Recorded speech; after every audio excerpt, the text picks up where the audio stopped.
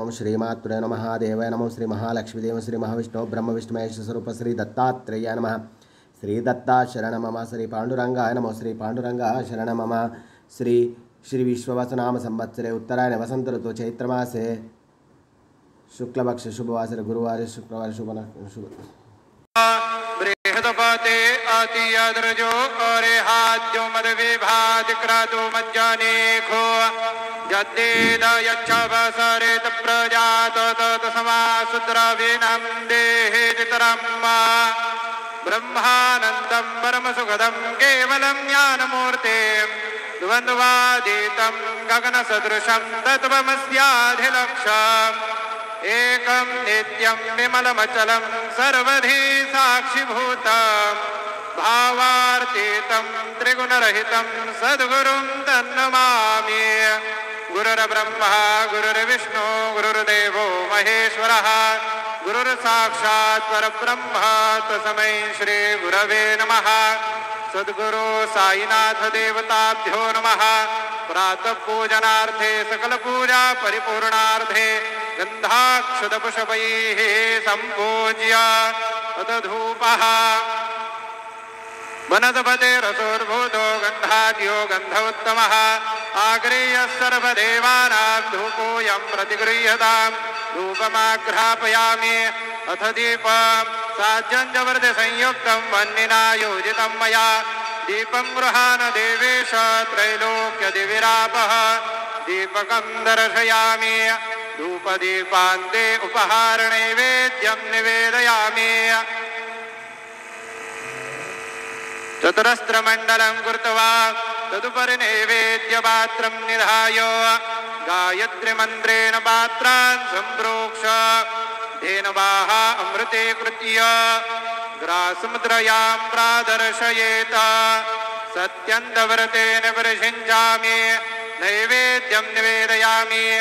ॐ प्राणाय स्वाहा ॐ अपानाय स्वाहा ॐ व्यानाय स्वाहा ॐ उदानाय स्वाहा ॐ समानाय स्वाहा ॐ ब्रह्मणे नमः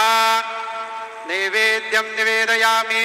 मध्ये पानीयं समर्पयामि पुनर्नैवेद्यं निवेदयामि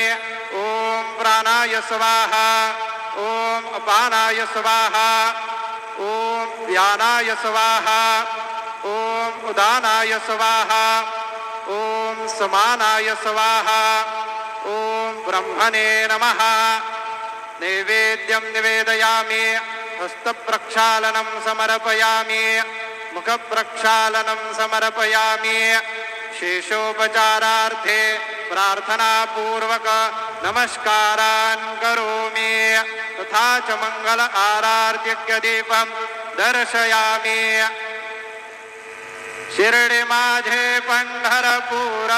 साई बाबा रमावर बाबा रमावर साई बाबा रमावर शुद्ध भक्ती चंद्रभागा भाव कुंडलिक दागा कुंडलिक दागा भाव कुंडलिक दागा याहो याहो अवघे जन करू बाबांचे वंदन साईंचे वंदन करू बाबांचे वंदन गणू म्हणे बाबा साई धाव पाव माझे आये पाव माझे आये धाव पाव माझे आये श्री सच्चिदानंद सद्गुरु साईनाथ महाराज की जय।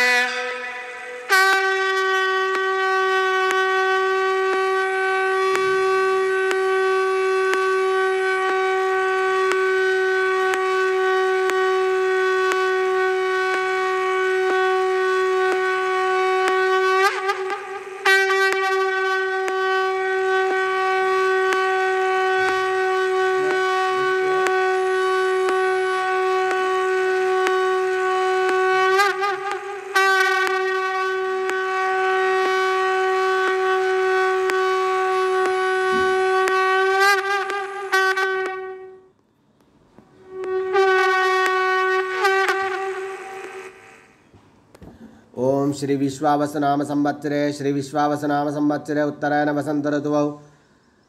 चैत्रमासे शुक्लपक्षे शुभवासरे बृहस्पतिवारे गुरुवारे साईवार दत्तात्रेयवार शिरडी साईनाथवारे शुभवार शुभ नक्षत्र शुभ तिथौ प्रातःकालः समर्थ सद्गुरु श्री शिरडी साईनाथ महाराज की जय।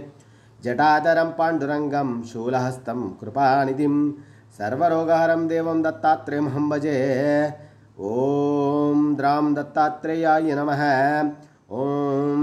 गुरुवे सर्वलोकानां विशजे भविरोगिणां निधये सर्वविद्यानां श्री मेधदक्षिणामूर्तये नमः। ओम श्री दत्तात्रेयाय विद्महे गायत्रीशाय धीमहि तन्नः कुरु प्रचोदयात्।